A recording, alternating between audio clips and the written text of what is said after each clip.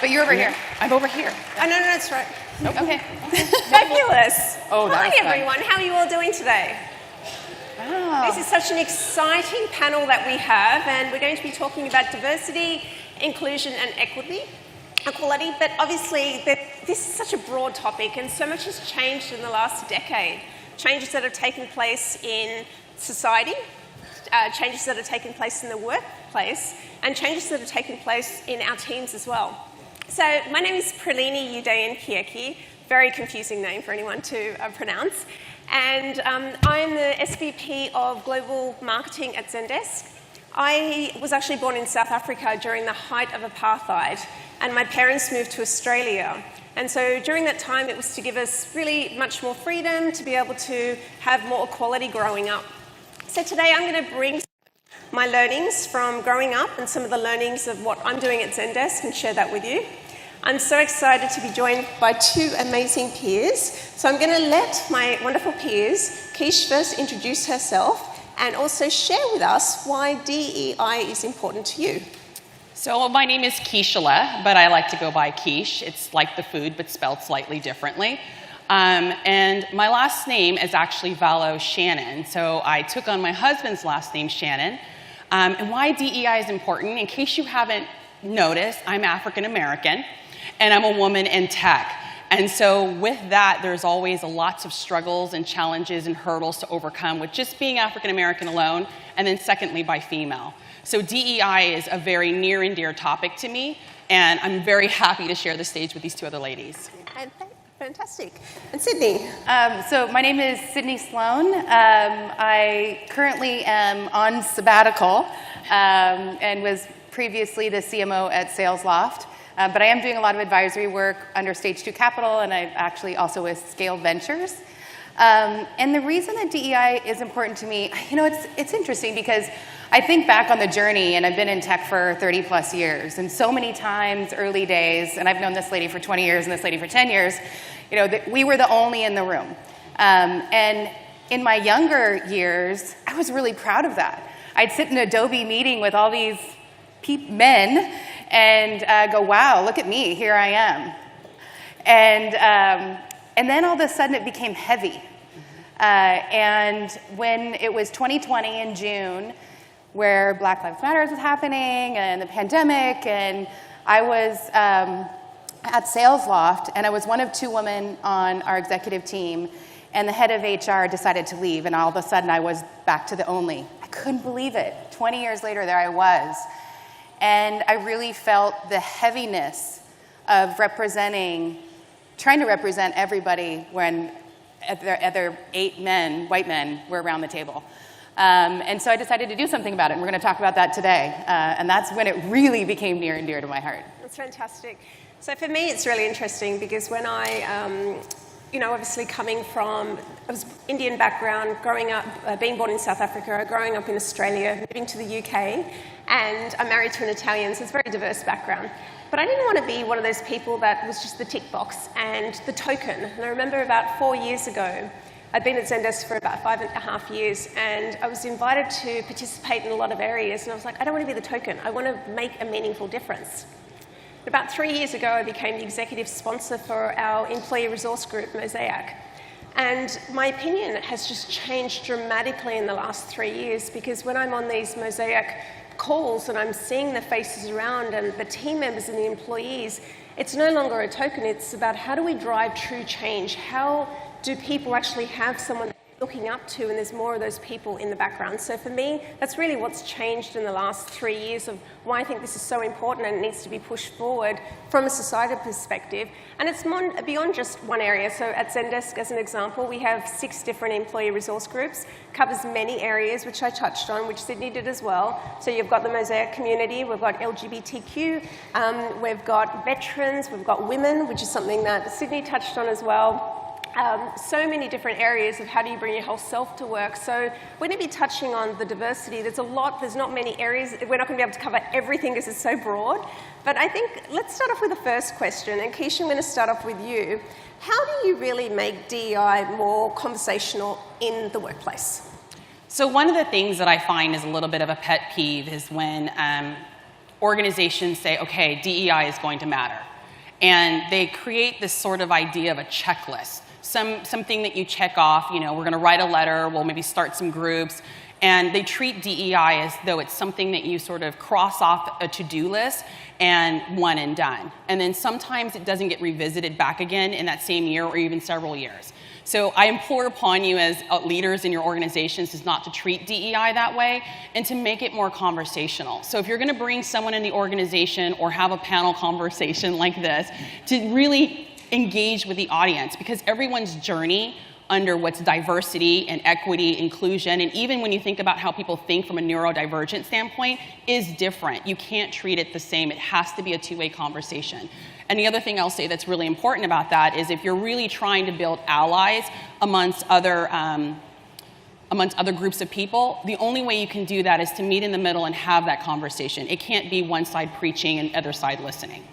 That's great, thank you. And Sydney, from your perspective, we were chatting about this earlier, obviously it's so broad, and in organizations, how do you bring that to a surface in an organization? Because is it coming from the management side, is it coming from the employees? How have you actually fostered and adopted that? I think it has to come from both. I think the most successful companies is where it's woven into the culture, sponsored and exemplified from leadership, but where employees are driving it, they're holding each other accountable to maintaining that culture and really, including people. The inclusion, you can say there's diversity, you can do the math, but inclusion, I think, is the biggest difference in the way that you want to run the company.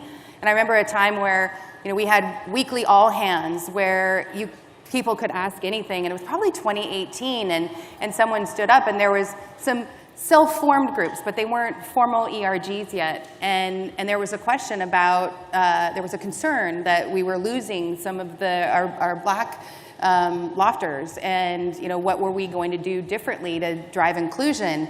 And frankly, the leadership team had to really study what that meant, and how do we sponsor that? And that was prior to SalesLoft Cares, which I'll touch on in a second. Fantastic.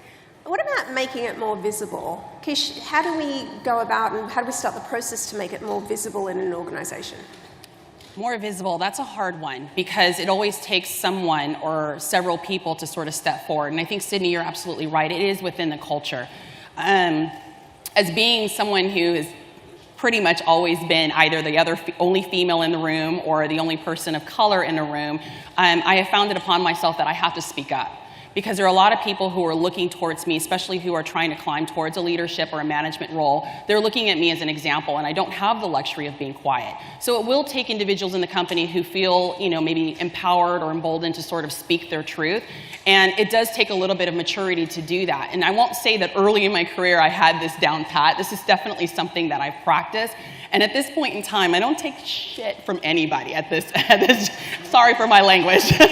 But I don't take it from anyone. I know my worth, and I always try to encourage everyone. I don't care who you are and where you're coming from. Know your worth, know your importance, and know that only you can be you, not to sound like a me. Sydney, your perspective?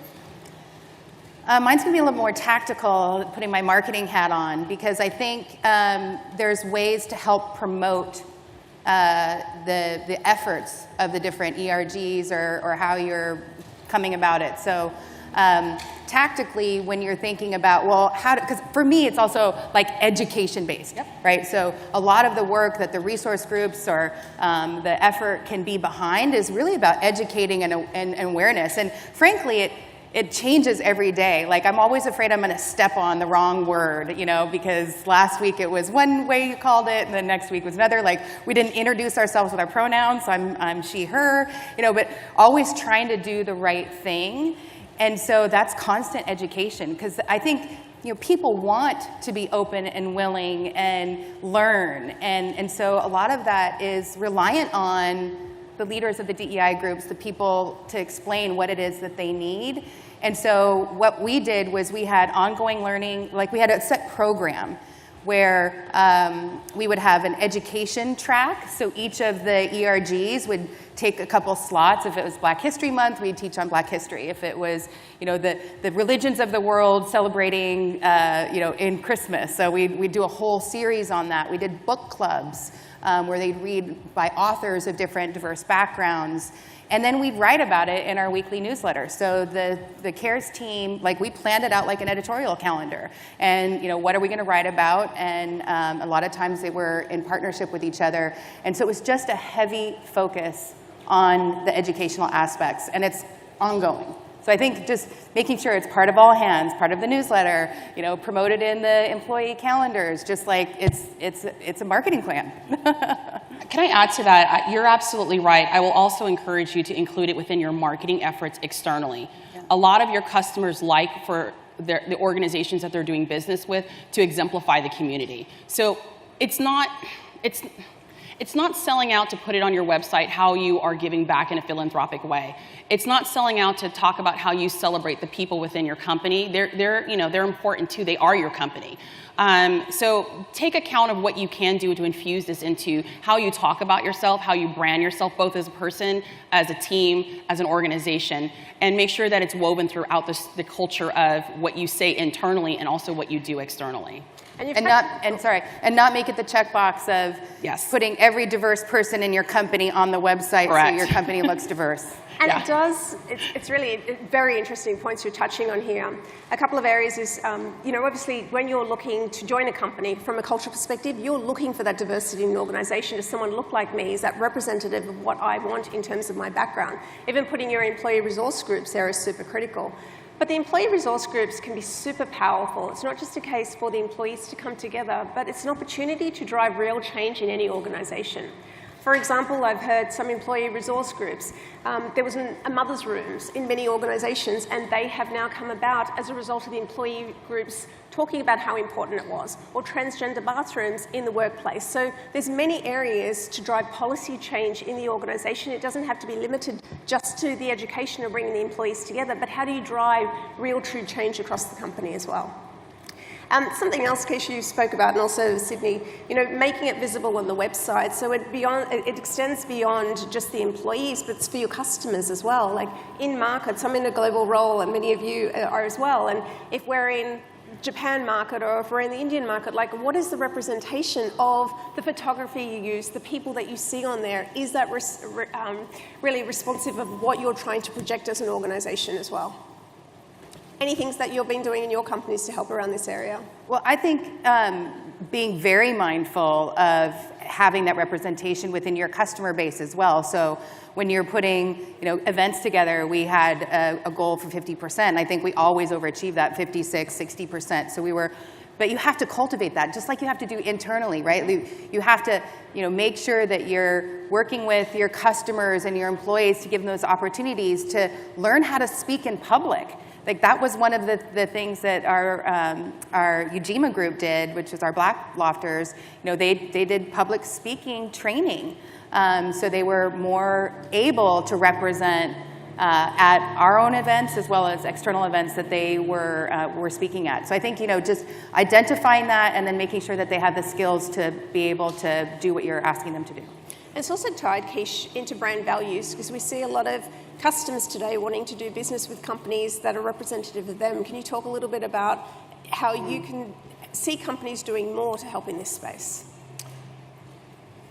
I would say that I'll use my own example for the company. I'm sorry, I didn't actually share where I work. I am an SVP of marketing at Lever, and we are an HR solution. So one of the things that I make sure to do as part of just being present in all the marketing aspects of what we want to do at a company and how we want to talk about ourselves is that I create ways and conversations not only for our customers to participate in, and yes, demand gen makes a difference. Yes, you need to fill the pipeline, that all needs to happen, but there's so many ways in which you can do that and educate and be a part of the community. So for starters, we create content that we give to our customers and we give to prospects and we ungate it. I know, ungating, what a concept. Basically, we want to make sure that we're not in this conversation by ourselves. and that we are bringing along some of our customers who have expertise that just because they're not in our, within Lever's employee base, but they're part of our community and our family. So from a philanthropic standpoint, we donate money to different causes, and everyone participates for that as well. We do DEI series to make sure that people are educated, and we get people from different aspects of our community as well as our customer base. I would say that those are the least of things we do. But the one thing that I'm most proud of is that I always have a DEI campaign, and what I don't mean is a lead generation campaign, I mean a theme campaign that's running through all of our content, our website, in our conversations, in our booths, everything. I've interjected it and made sure that everything within our culture inside is externally created and shared externally. So it is really, for me, I can't emphasize enough, it cannot be a checkbox. It has to be part of your DNA of who you are and how you show up in your company. And if you're having challenges, and this is something that we make sure to talk to our audience about. If you're having challenges getting your leadership to buy into this, then you have to sort of challenge your leadership and say, who are you selling to and why? And why don't individual people matter? And why can't you see them? Because at the very least, from speaking, oops, forgot I have a microphone there. I'm very gesticulating around here. As a black woman, I like to be seen and I like to be heard.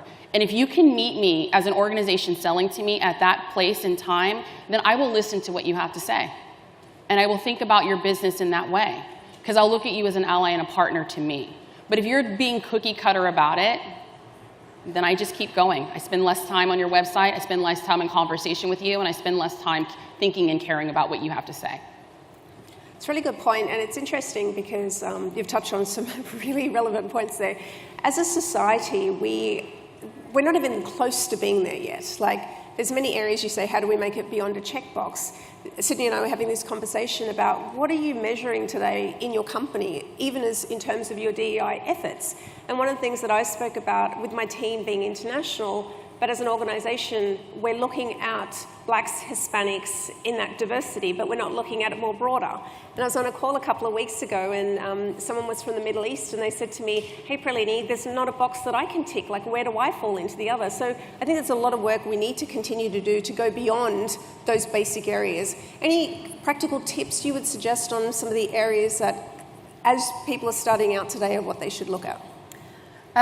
So I want to piggyback on her question from before, and then I'll answer that one if that's okay, because I had two more things that I think are really useful, and as people are starting out in their businesses, like many of you founders are, it has become a request in RFPs now to have a position on your DEI efforts. And so make sure you have one. And so we were able, we had decks, we had explanations of what we were doing.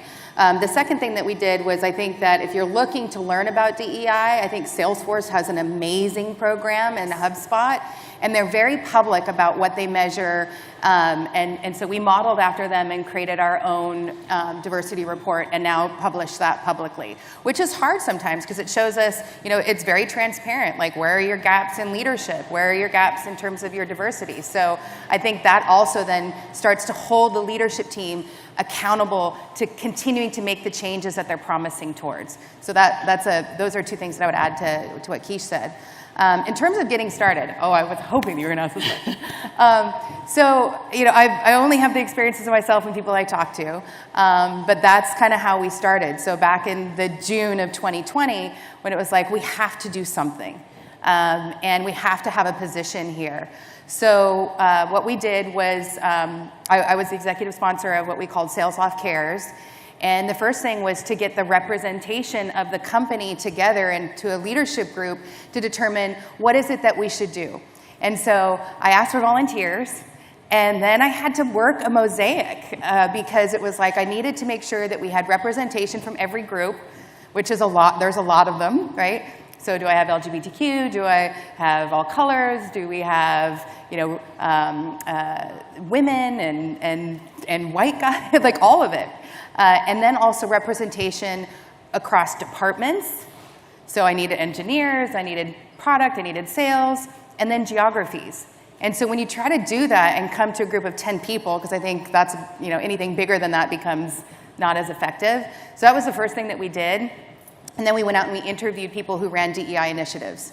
and really learned what had worked for them. They were all in tech, so it was relevant. Actually, we interviewed Mercedes. They weren't all in tech. And came back and informed each other of what we had learned, and from that we developed our charter. And so we had, this is our mission, this is what we're trying to accomplish. We decided we wanted to be very much into educating and giving back, and we all decided to make sure that the give back was to volunteer to lift other people up. Because I think a lot of times with ERGs or when you're trying to do diversity, then everybody goes, oh, will you fund this, will you fund that? We're going to talk about funding in a second. And so I had lived through that before, so it was easier if we just picked one initiative that all the ERGs were going towards in those first years, so it made it easier to say what we would do and what we wouldn't do. And then the first ask for us was we wanted a leader. We wanted someone that had done this before. And so we went to our executive team and said, we'd like a DEI leader, and we'd like that person to be on executive staff reporting to the CEO. And so we delayed a very senior hire to make this hire, and we got a wonderful lady that had been at Delta and Home Depot and had representation on the leadership team. And then she was a facilitator. Then from there, we identified ERGs. We started out with 3. We had WIN, which was the Women's Integrated Network. We had Pride Loft. And I'm trying to think, I think Ujima, which was our Black Lofters group, and then Lotus, which was our Pan-Asian group, and I believe there's a couple more since then that have formed. And it's hard because you have people that are volunteering in the organization to be those leaders, and they have a day job. Yeah. And so about a year into it, as we were reflecting on what worked well and what didn't, well, the programming worked. We had a representative from each ERG on our CARES leadership board, so we were kind of making sure that we were planning together. And then we started talking about equity grants for those leaders. And so that wasn't their day job. They were doing it, and they were doing it for the better of the company. And so we debated, would you want a bonus or would you want equity? And I'm like, take equity, take equity. And LinkedIn had done that. And so we were following what LinkedIn had done and got equity grants for the folks. So, I mean, I know there was a lot in there, and it evolves over time, but I think you just have to stick to it. And it's the proudest accomplishment of my time at SalesLoft was SalesLoft Cares. That's a lot of change you've driven, definitely. I would also think in terms of practical tips, regardless of where you sit in the organisation today, you can drive real change from your roles. Think about hiring. When you're hiring into your teams, do you have diverse candidates that are coming in? Are we limiting what we're looking at? Because that's where that diversity starts from, is making sure we've got broad enough candidates that we're looking at. The second is think about your own charter within your team. So it's not necessarily if you can't influence the whole company at one point, but what can you do within your organisation and your teams itself? Are you providing the opportunities for mentorship for those that are underrepresented? Are you actually providing them the opportunities to get to talk, to be able to showcase and share what's taking place in their lives? Are you giving them lead roles like Sydney spoke about, where they have the opportunity to really represent what it is that they bring to the table? Are you setting yourself KPIs? Like in your KPIs, what are you trying to achieve? So they're things that you can take and not necessarily wait for the company to drive some of those changes. Kesh? I mean, both of what you said was spot on. I guess I'll comment more from where we don't have it as organized as what Sydney described. We do have ERGs at Lever, and they do have a leader who is, being the facilitator and bringing the groups together. I would say as companies create space, so that if it is not as organized as you have someone on the executive team that is owning the ERGs, just create space and time so that the groups can meet and share ideas. Because a lot of it is just sharing amongst each other, feeling like they're not the only ones in the room. A lot of them will facilitate some sort of effort that they can bring the company together, as well as share, sort of what's on their mind, what's topical, and then just bringing education throughout the company. One idea that was that's actually coming to fruition for Lever is that they've created sponsorship programs. So basically, high school and college graduates can be sponsored or receive a scholarship, sort of giving back to the community. So there's different ways that your ERG, and it doesn't have to be that it costs lots of money, and it doesn't have to be that you're seeing this as sort of like, oh my gosh, there's so much to do and you feel overwhelmed. Just start, and as Sydney says, just keep trying. That's the conversation. That's the meeting in the middle. That's where you'll see a lot of the goodness come out of having a diversity of mind. The one thing that you touched upon, if you don't mind me going back, it's the seen and the unseen aspect of diversity.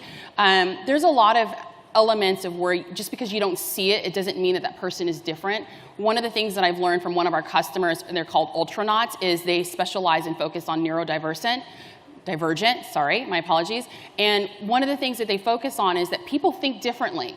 And I resonate with that greatly. I remember being in school and learning along with my peers and going, that's not the conclusion I got to. Maybe it's my dramatic mind and that's why I'm in marketing. But I saw things very differently. And it just meant that there wasn't a wrong way. It was just we all have different approaches of how we're getting to somewhere. And so to appreciate that is something that it's the only way to accomplish that is through conversation. And so it speaks to you're not always going to see what makes someone different.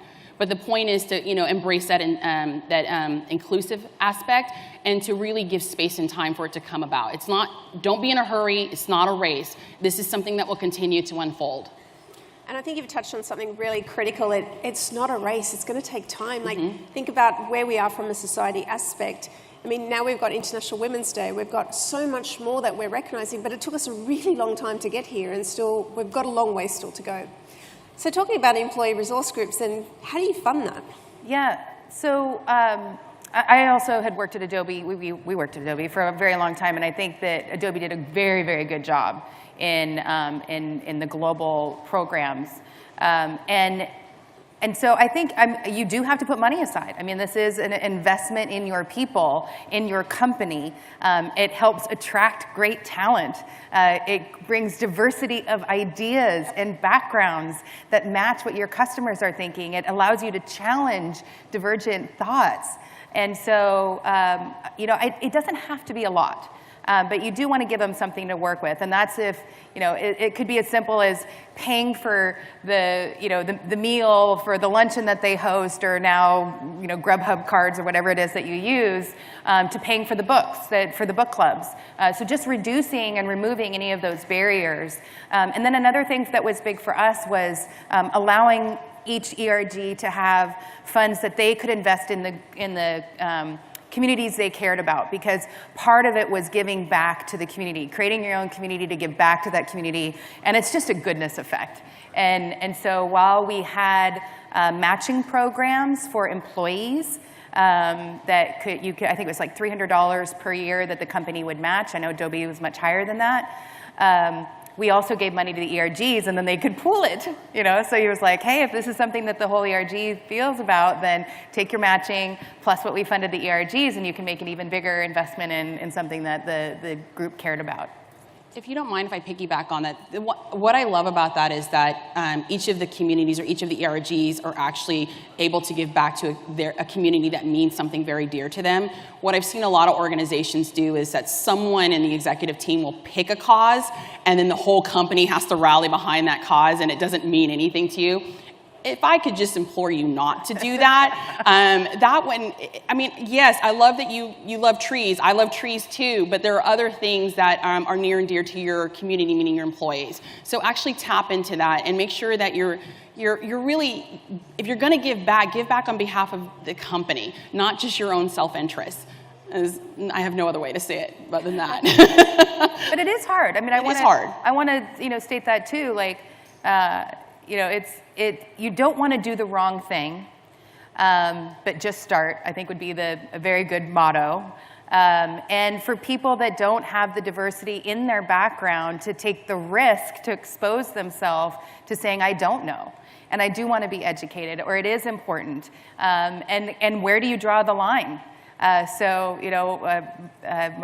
former CEO and I had famous debates, and I think, it was just to test it out, like, well, what happens if an ERG wants to form that's a gun club, was his comment. And, sure, he's from Florida, and we shot guns at offsites. And that's a good question. Because where do you draw the line, or how do you respond if somebody on social media comes back at you with a challenging question? That's a very viable, valid concern of why not to do something. But the way that we worked it out was, that's what the SalesLoft Cares Leadership Group is for. It doesn't have to be your choice. And so if there is a group, because there was a Bible group as well, like what do we do with that? It's like, if there's an interest in the employees, to be with like-minded people or to learn about other things, and and then there's enough energy for it, like we'll let the leadership, the SalesLoft Cares leadership team decide. Now nobody came forward for the gun club, unfortunately, but But you're definitely touching on a really strong point, because the whole point of it's 3 areas, and it's inclusion and equality, which is a big part as well, and everyone needs to have that say, and everyone wants to be represented in different ways, so we need to make sure we don't almost have that reverse discrimination that does take place. As I mentioned, being born in South Africa, and I was born during the height of apartheid. My parents, when they left and they moved to Australia, was to be able to take us to a world and a country where we had that equality. But about 20 years later, there was a lot of reverse discrimination that took place in South Africa, and there was a lot of changes that they had to go through. So as we're thinking about this, we really want to be able to move society forward, that it is very inclusive in everything that we're doing. And as Sydney touched, and Kesh, you can start small. So whether it's lunches that you start with, it can even start with social media campaigns that your employees do. There's being able to, we did something called peer circles. During different times, we actually had our executives sign up for key topics, whether it was how to get a better work-life balance, how can we help with finances, how can we talk about how you can build your brand, like many areas that the executives were passionate about. We got our employees to sign up through the different employee resource groups. And so that was the way for the executives to be able to give back. So there's different ways you can do it and create that culture in the organization. It doesn't necessarily mean money. And if there's no equity grants or formal salaries, there's spot bonuses that you can give at the end of the year just to recognize the efforts of the employees that are dedicating a lot of their time outside of work to be able to deliver around this area. But they get fulfillment out of it as well, They do. right? I think that I did. Like, you didn't have to pay me anymore. Like, I was so joyful to be able to create something that made an impact on people's lives. And giving the opportunity for leaders to emerge from within the organization, right? That we had a lack of leadership, but here they came through these ERGs, and they put their hand up, and most of them have gotten promoted. Yes. They put it on their LinkedIn profiles as something that they're a part of and proud of, and so you're just giving more opportunities for leaders to emerge and to develop those leaders that might have been not available to them in their current job. So true. And you touched on this, Kesh, as well. It's broader. You're passionate about it, you do it, but you've touched on this. It's you're making change, you're helping the next generation really by standing up for what you believe in, creating that change as well. Can you share an example of something that you might have done to drive that change? I mean, I'm a big fan of pay it forward. I haven't always gotten help in my career in marketing, and I'm thankful for people who identified, or had a conversation with me. But I often get approached all the time, especially within, companies that I work in and friends of companies, because I'm African American, and there's not a lot of me's in tech. I don't know where we all are, but we're definitely not in tech. And I uncover this, especially when I'm hiring myself. And I look at the resumes that come through, and I like to have a pipeline of candidates that's representative of the area. And I don't mean just the area of the Bay Area, but I mean just the area of like women, females, tech. No offense to my male counterparts, love you all too, but I like a diversity of offering. And when I look at the pipeline of people and I'm going, where is everybody? Where are the people of color? Where are the women? And then I start to think, especially in certain roles, I'm like, where are the men too? And so, I mean, marketing traditionally tends to be more female. So I try to have my team representative, just, a melting pot of voices, and I don't want everyone thinking like me. Please don't think like me. I like to have opposite. I like to be challenged. And so what I do to pay it forward is if someone reaches out to me with a sincere reach out on LinkedIn who wants to just spend some time and some advice, I pay it forward. It takes a lot of time, but if we don't do it for each other now, who will do it? I mean, you're not going to just get here by working hard. I mean, there's lots of articles out there about, well, if you work hard, you're going to stay exactly where you are. It's about conversation. It's about sharing. It's about having each other's back. And I do mean each other's back. So for me, I do that within the company. I've started a mentorship program at a couple different companies. And then basically, I just make sure to constantly pay it forward. Fantastic. And I think that 100%. And I was at a Empowered Women CMO event last week, which was awesome. And we talked about like what was that point in trajectory in your career that changed things, and guess what? It was all a man giving us a shot. Mm-hmm. And so there is a role for everybody here, right? Like I worked for some fantastic leaders who encouraged that diversity, who encouraged me, and so I agree. Like we can do that for everybody, yeah. And giving those folks the chances. But going back to your hiring profile, I think one of the things that we learned as well is when you're working with your talent team, or if it's just you, that you don't just want to have one diverse candidate, because you don't want to choose between the diverse candidate and the non-diverse candidate. You should have at least two. So when you're putting your final list together, really work hard, and that's the hiring manager's responsibility, to make sure that you are going out and trying to find all those diverse folks, and then not making it just like, oh, here's my checkbox, and then here's everybody else. That's a mental picture as well. I agree with both of you. And Kesh, something you spoke about, having each other's back. One of the things that I highly encourage and recommend to everyone in regular sessions we have is, how do you not manage up in an organization? And I always encourage managing across and managing down. Like, you have to be uplifting the teams. You need to be helping everyone around you, giving the opportunities. I'm smiling at members of my team as well, giving them the opportunities where they can shine at different points. So really think about that. It's across the board. It's not just, it's how your leadership and your style helps our employees, and they emulate that. And that's the next generation of what we're creating in terms of leaders as well. So we're going to take some questions from the audience. I don't know if there's any mics. Where's our runner? And if it's possible, can you put our names on the back? The slide, I think, is missing. There? I think it's on the sides. You can't see it. Oh, you can see. Okay, perfect. That's awesome. Okay, so there's a question just here. Runner's just coming with a microphone now.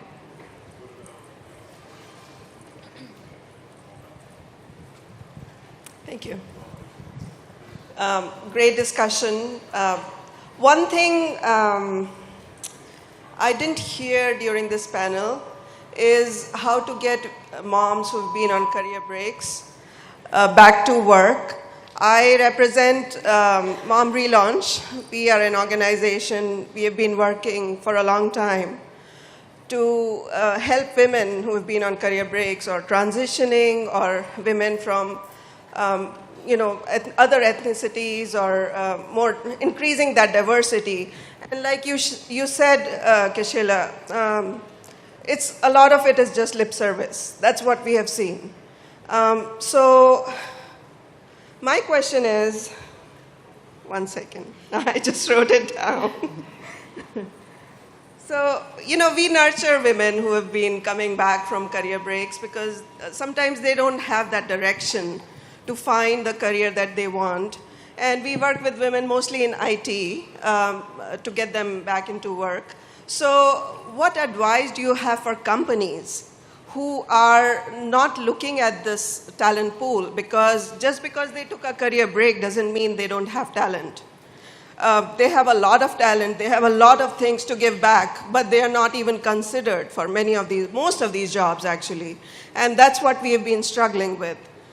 We are a small nonprofit here in Bay Area. We would love to connect with each one of you and have this discussion going. Yeah, I'll take that one to start. As a mother of an 18-year-old and 15-year-old daughter, and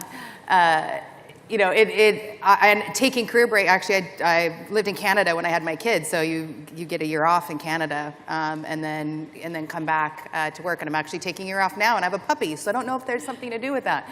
But I think it's twofold, and I do have women that ask me this question that have been on a more extended career break.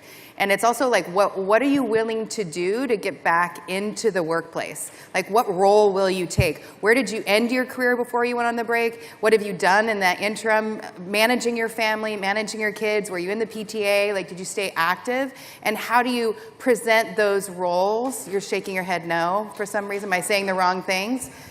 Not enough for the hiring manager.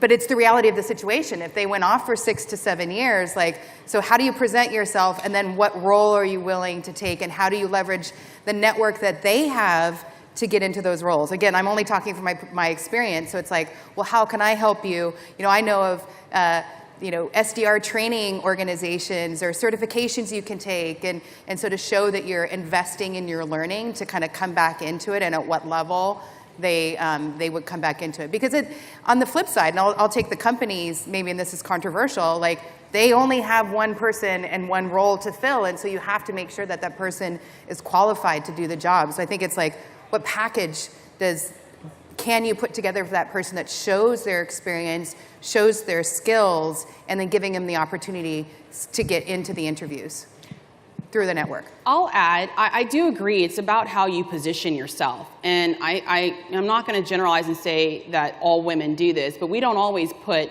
our best brand forward. We sometimes look at a job description and we feel that we have to check off every single box to apply. And minorities as a whole also do this. So you do have to continue your growing, even if you are taking a break, whatever the break may be. And it could be the continued of education of reading, joining into groups. So there has to be some ownership of the person, the applicant, and making sure that they're positioning themselves and say, yes, I wasn't in the workforce for the last year or plus, and here's why. Or maybe you don't actually need to say the here's why, but here's what I've done. And then from a company standpoint, partner with the recruiter teams. Let them know that you have a source of candidates, because a lot of organizations, recruiting team, talent acquisition teams, they're looking for something other than LinkedIn to actually look for talent. And sometimes it's just a matter of being known. Like, I now know you're here, right? So, yeah. So can I add? I mean, that's truly your opinion, absolutely. But at the same time, I now know you're here. So if I'm looking for a role, I can say, I didn't catch your name, but I can say, here, this is someone I'm looking for, this candidate. Do you know of someone? So it is a partnership, and it is a building on that front. Maybe they go back to junior college. Junior college. I worked with a group called Green Fig, and it was for marketing operations type roles, and the majority of the folks in that program were military wives and women, and so again, like if you're showing that if you're working on your skills, making sure that your skills are relevant to the current workplace, that investment needs to be made. So we actually had a formal program about 10 years ago, and that was to encourage women coming back into the workforce. And we've actually got people on our team that joined as part of that program. So I agree, I think companies can go a lot further. As we have internship programs, as we have diversity programs, etc., we could have programs for actually bringing mothers back into the workplace. But it's up to each and every one of you, as you start your companies, to think about that. The other thing that we highly, like living in Europe, we have a lot of people that take maternity leave for 12 to 18 months because it's statutory law that they do that.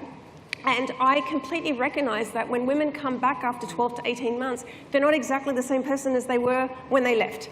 And taking them back and putting them in the same role, they don't want to do that, because the reality is they've grown, they've matured, they've had these experiences. So having a career conversation with them when they come back to find out what it is that they want, to find that right path. We've promoted people whilst they've been on maternity leave as well, so they've had that opportunity. You don't limit that. So it's up to companies to be able to do that. And if companies are not doing that, then these employee groups should be standing up. That's what they should be forced to drive those changes in the company. Yeah, well said. And I do think that the difference is in the amount of time, right? Like if you've been off for 10 years versus a year and a half, I think that's a big difference. So there's a question just at the back. We'll go there and then we'll go on the right-hand side afterwards. Which one? This one? Here, okay. Hi, hello. I'm going to give a little bit of a different perspective, and then I do have a question. So I'm a founder of a company, and the majority of my leadership team are women. And of course, I'm African. Yep, thank you. Because I'm African and I'm a Muslim, 80% of my is diverse. So it just happened organically. We didn't set any goals. But what I will tell you is we're working now on hiring more men, because I realized that without intending to, like Keisha said, I don't have enough men. And the other problem that we have is on the inclusion is psychological safety. I would love to hear, it's not just about having diversity. How do you make sure that everybody's voice is heard? A lot of people will say, we need psychological diversity and we need psychological safety, but they're really not speaking up. They're afraid. My title, this group's title, intimidates them. What advice do you have there? One of the things our company did was they actually took every people manager across the entire company all the way up to executives and made us do a psychologically safety course. to be able to talk and encourage you to learn about why this is so important. So that's one thing I'd highly recommend, how you can create those courses across the organization. The second is we've created empathy circles, and the empathy circles is a safe place and a haven for people to be able to come and talk together. We have management listen in at times. They're not contributing, but they are gently listening in to understand what the employees' pains are so they can actually address it. So that's two practical things we've done in our company. At scale, that's amazing. Yeah.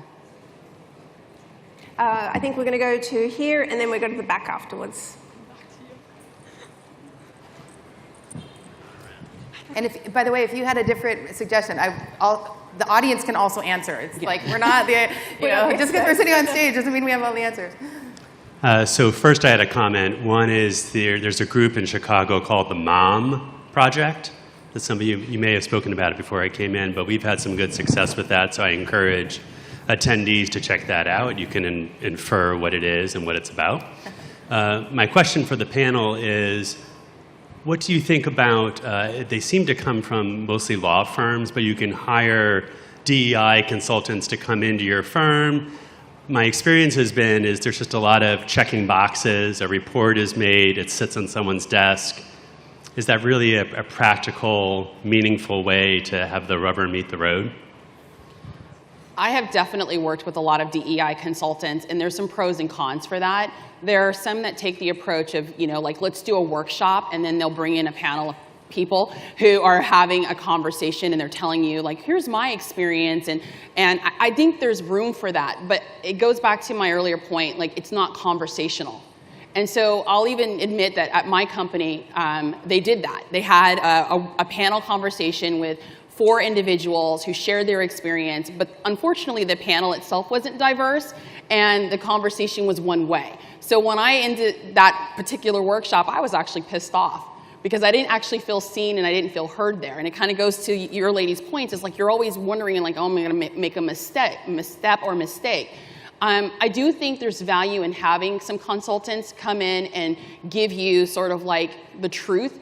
Here's where you could go, here's where you could be lacking, here's some opportunities. But it really does need to come from internal. It really does need to come from inside the company. So having an external opinion, I think, is valid, but don't have it be that's your DEI program.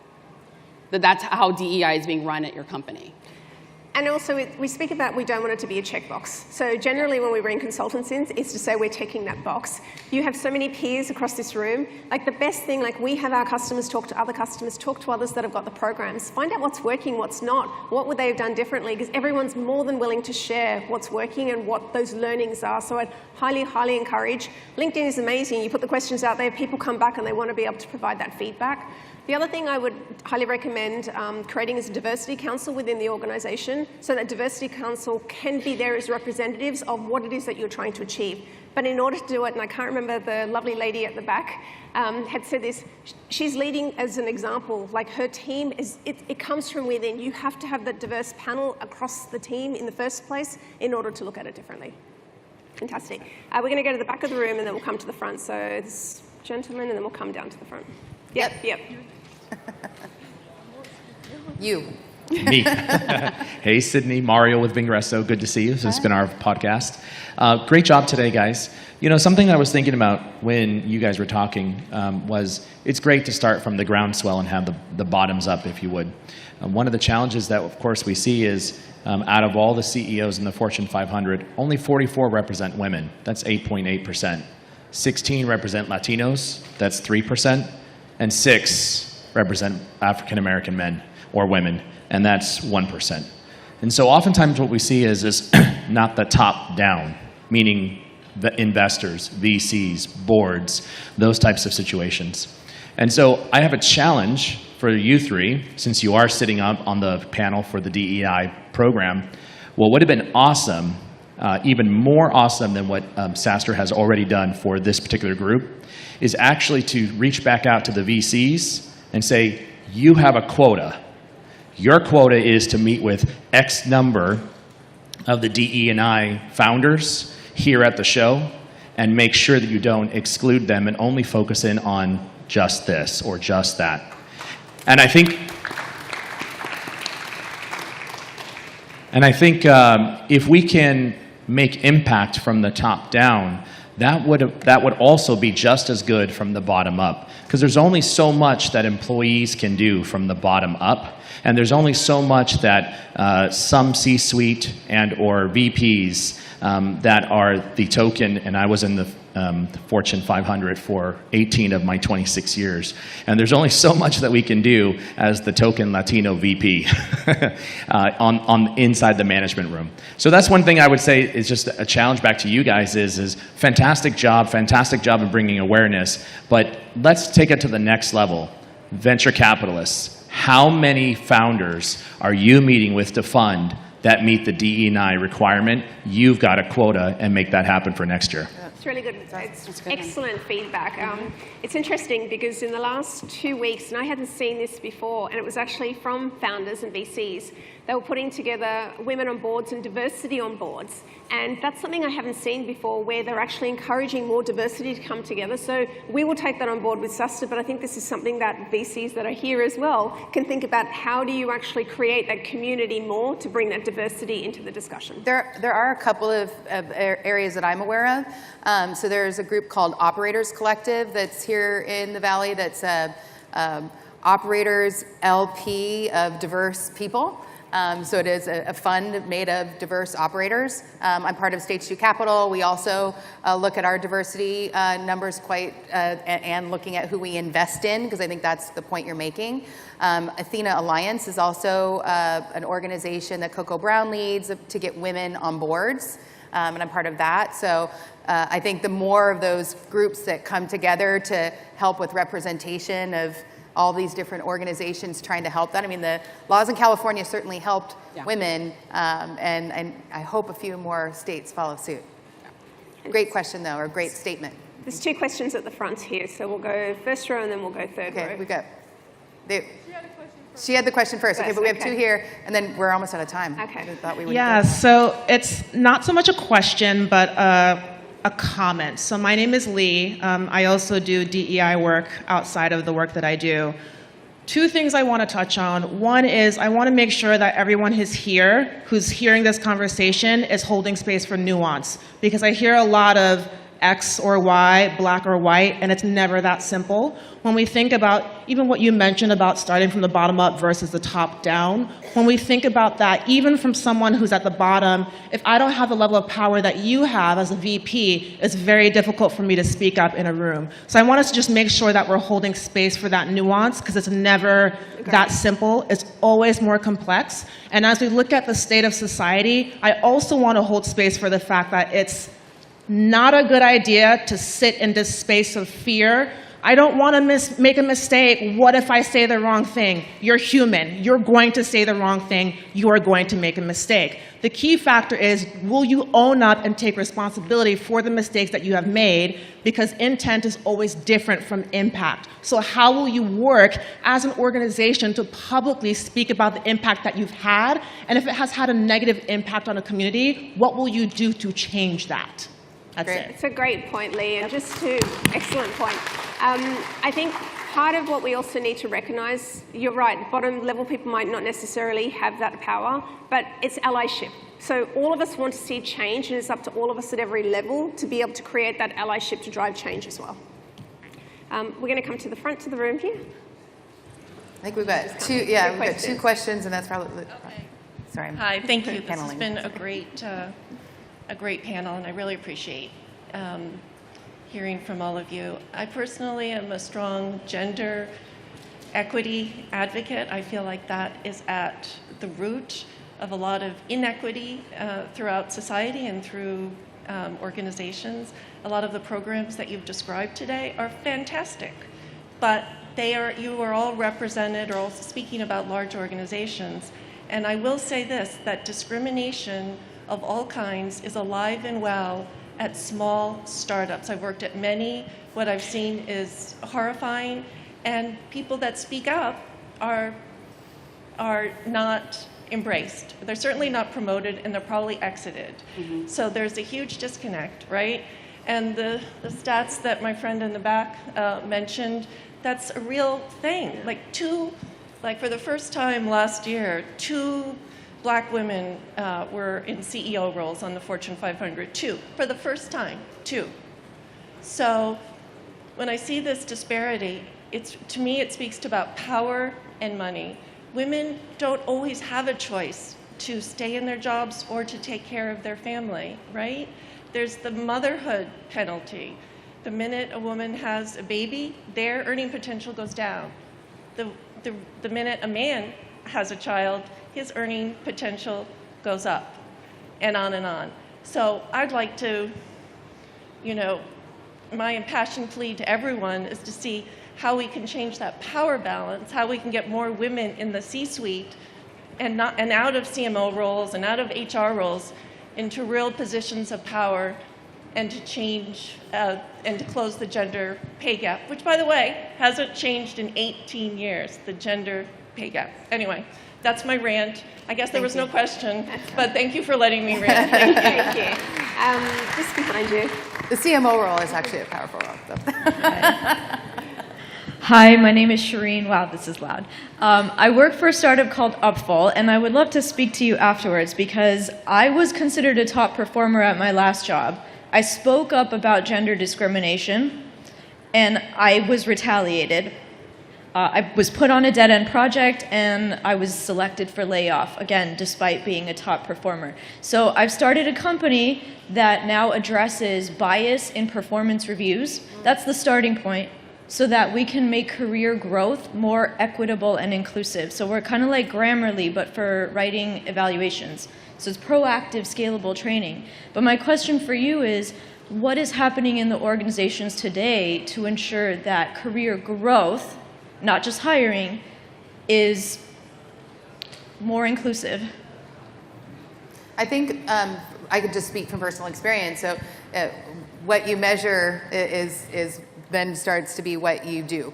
And so by first getting that baseline of, where are we in our total employee diversity? Where are we in levels? How do we create more opportunities for diversity at different levels? How do we encourage hiring in of diversity at different levels? We also did, and I don't know if this goes to what your passion is, which is awesome, and congratulations on, something happens and taking a stand. But looking at like your Glint surveys, where you can start to look at the feedback and data across those different diversity elements that you've identified.